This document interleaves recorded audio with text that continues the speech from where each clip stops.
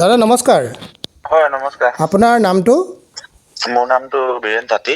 হয় হয়, ৰাজীৱ শদিয়াৰ মৃত্যুৰ আগমুহূৰ্তলৈকে আপুনি তেওঁৰ লগত আছিলে। আপোনাৰ মনৰ ভাৱখিনি কওকচোন। তেওঁৰ লগত থাকিওতে কেনেকুৱা কি হৈছিলে, কি কথা কি বতৰা, গোটেই কথাখিনি অকণমান কওকচোন চমুকৈ। প্ৰথমতে তেওঁ আত্মা সদ্গতি কামনা কৰিলোঁ। হয়, তেওঁ য'তে থাকক ভালদৰে থাকক বুলি আশা কৰোঁ আৰু আপোনালোককো ধন্যবাদ দিছোঁ তেওঁৰ বিষয়ে আপোনালোকে আজি জানিব বিচাৰিছে। হয়, তেওঁৰ লগত মই 2004 চনতে লগ পোৱা হৈছিলোঁ কাঞ্চনজংঘা থিয়েটাৰ এখনত। তাৰপিছত তাত প্ৰথমত মানুহখিনি প্ৰথম ৰিহাৰ্চেল কেম্পত এনেকুৱা হয়, প্ৰথম গৈ পিনে প্ৰথম ইজনে সিজনক চিনি নাপায় ন। হয়, আপোনাৰ 1.5 মাহ দিন ৰিহাৰ্চেল হয়, তাৰ মাজত 15-20 দিন মান 10-15 দিন মানতো মানুহখিনি গোট খাওঁতে লাগে। গোট খাই পিনি তাৰপিছত ৰিহাৰ্চেল হয়। ৰিহাৰ্চেল প্ৰথম দিনাখন আপোনাৰ মানে এই মঞ্চখন সজোৱা হয়। মঞ্চখনত যোনে যি নিজৰ প্ৰতিভা বিকাশ কৰিবৰ কাৰণে মঞ্চখন দিয়া হয় হয়, কলা কৌশলীসকলক। তো সেইদিনাখন মানে ৰাজীৱ শদিয়া, আজি মোৰ বন্ধু, আজি নাই বাৰু তেওঁ গান এটা গাইছিলে, অভাৱে মানুহক সলনি কৰাই বুলি গানটো গাইছিলে। হয়, মই বজাই থাকোতে তাৰপিছত মই গানটো শুনি পিনি মই ভাবিলো এই গানটো প্ৰায় আমাৰ আপাৰ আছাম ফালে মানে মানুহবিলাক খুব মুখত গুণগুণাই থাকে। মই ওলাই গৈছিলো, সেইকাৰণে মই লগ হম আমাৰ এইফালে নাছিলে, বেছিভাগ নলবাৰী আপোনাৰ গুৱাহাটী চাইডৰ, নগাঁও এইটো চাইডৰ মানুহ আছিলে। আমাৰ এইটো চাইডৰ মানে কোনো লগ পোৱা নাছিলো। ত মই ভাবিলো আমাৰ চাইডৰ মানুহ নেকি বুলি মই প্ৰথমত চিনাকি হৈছো। বোলে শদিয়া, শদিয়া ঘৰৰ মানুহ ভালৰ নিচিনা লাগিলে আৰু মোক। হয়, তাৰপৰা তেওঁৰ লগত মানে বেছি ক্লজ হৈ গলো আৰু চিনাকি ভাল হৈ গল ন। তাৰপিছত তেওঁৰ লগতে আৰু আপোনাৰ 2004 চনত বছৰটো প্ৰায় একেলগতে একেখন বেডিঙতে থাকিলো। থকাৰ মাজতে তেওঁ গানৰ কাৰণে যোৱা নাছিলে। সেইদিনাখন গান গোৱাৰ কাৰণে আমাৰ শৰ্মা দাও তেওঁক মানে বহুত খিনি ভাল পাইছে আৰু কৈছিলে যে তুমি গান গাব পাৰিবাচোন, ভালেচোন কণ্ঠটো। হলেও আমাৰ মেইন গায়ক আছিলে অৰুণ হালৈ বুলি, নলবাৰী হৈছিলে। সেইকাৰণে তেওঁ গানৰ সেইটো নাছিলে আৰু ভাগটো। আচ্ছা, এতিয়া যে তেওঁ শেহতীয়াকৈ তেওঁ যে এটা অসুখত হঠাৎ ঢুকালে, আপুনি যিহেতু শেষ মুহূৰ্তলৈকে আছিলে, তেওঁ কিবা তেনেকুৱা ধৰণৰ ডিপ্ৰেশ্যন আছিলে নেকি, বা তেনেকুৱা ৰোগ ব্যাধি আছিলে নেকি, বা তেনেকুৱা তেওঁ দৰৱ চৰৱ নাখায় নেকি, ডক্টৰক দেখুওৱা নাছিলে নেকি এনেই এই কথাখিনি? ডক্টৰক তেনেকে দেখুওৱা বৰকে ডক্টৰ মেডিকেল ইমানকে তাৰমানে মানে যাবলৈ সিমান হেৰি নকৰে। আমি কওঁ মানে প্ৰেচাৰ চেচাৰবোৰ চেকআপ কৰাব লাগে। একো নাই এনেকে কব মানে। তাৰপিছত যোনদিনাখন লাষ্ট নাইট তেওঁ প্ৰগ্ৰেমটো কৰিব গৈছিলে, সেইদিনাখন কিন্তু মই নাই।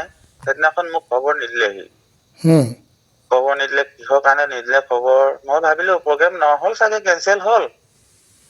খবৰ চবৰ ফোন চোন নকৰিলে। ময়ো ঘৰত আছিলো আৰু লগৰ এজনৰ ঘৰত আছিলো, আমাৰ পেট বজোৱা এজনৰ ঘৰত, ভাইটি হয়। ত ৰাতি ফোন মাৰিছে মোক, প্ৰথম ফোন মাৰিছে বিক্ৰম চাৰক বুলি এজন আমাৰ ইয়াৰ হয়। ত ৰাতি ফোন মাৰিছে, ৰাজীৱ দা কিবা হ'ল নেকি বুলি ফোন মাৰিছে। মোকে প্ৰথম ফোন মাৰিছে, মই বিশেষকে তেওঁৰ লগত এতিয়াও থাকো ন। হয়, সেইকাৰণে মই কৈছো কি হ'ল, প্ৰগ্ৰেম কৰিছে নেকি, মই গম নাপাও নহয়। তাৰপিছত সি ভাবিলে তেনেহলে আপুনি লগত নাই আজি, তেনেহলে ৰ'ব দেই মই বেলেগক ফোন মাৰিবলৈ, সিও ফোনটো কাটি পিনি বেলেগক ফোন মাৰিলে আৰু। তাৰপিছত মই লগালগ আকৌ আমাৰ গ্ৰুপৰ ল'ৰা এটাক ফোন মাৰিলো। ত তেওঁ জনালে আকৌ এনেকে তেনেকে পৰিলে, ৰাজীৱ দাক এতিয়া লৈ গৈ আছো মেডিকেল। কোন মেডিকেল বোলে, DC বৰা মেডিকেল ৰূপাইত আছে, আমাৰ ডুমডুমা ৰূপাইত। ত লগালগ আমি ততাতয়াকে উঠি মানে আহিয়ে পেলালো মেডিকেলত। গাড়ীখন, সিহঁতৰ গাড়ীখনো পাইছে, আমাৰ গাড়ীখনো পাইছো। পাই পিনি পোনে সেই ধৰা মেলা কৰি মেলি আপোনাৰ বিশেষ বৰ বেছি কথা পাতিব নোৱাৰিলে, তেওঁ বিষাই আছে। নিলো বেডিঙত, পিঠিটো বিষাইছে, ডিঙিটো পিছফালে বিষাইছে বুলি কব পাৰিছে। তাৰপিছত বাথৰুম যাম বুলি কৈছে। পেণ্টটো খুলি দে বুলি কৈছে, পেণ্টটো লং পেণ্টটো খুলি দেচোন বুলি ক'ব পাৰিছে। ইমান খিনিলৈকে ঠিকে আছে। খালি বৰ ভালকে ক'ব পৰা নাই আৰু তাৰপিছত মই দেই গামোচাখন মই পিন্ধাই দিম আকৌ এনেকে খুলিলে নহ'ব নহয় বুলি ফটকে নহয় মই হাফ পেণ্ট এটা পিন্ধি আছো কৈছে। শেষ মুহূৰ্তত ইমান ধুনীয়াকৈ কথা পাতিছে। তাৰপিছত মই আৰু আমাৰ পেট বজোৱা ভাইটি এজন বৰদেৱ বুলি কয় আৰু এজনৰ মই নামটো নাজানো, বিশেষ কমিটিৰ ফালৰ পৰা আহিছিলে আৰু চবেই আছিলে। কিন্তু সেই মুহূৰ্তত বাথৰুম যাওঁতে মানে আমি ধৰা মেলা কৰি পিনি মানে লৈ গৈছিলো, বাথৰুমলৈকে গ'ল। তাৰপৰা বাথৰুমলৈকে যায় যিহেতু কুমুদটোৰ ওচৰত মানে চেঞ্চলেছ হৈ গৈছে, আকৌ সাৰ পায়। তাৰপিছত লেট্ৰিন আকৌ লেট্ৰিন লাগিছে বুলি কৈছে। ৰ বুলি এনেকে বহাই দিলো, আকৌ টোপনি যোৱা নিচিনা থাকে, টোপনি যোৱা নিচিনা।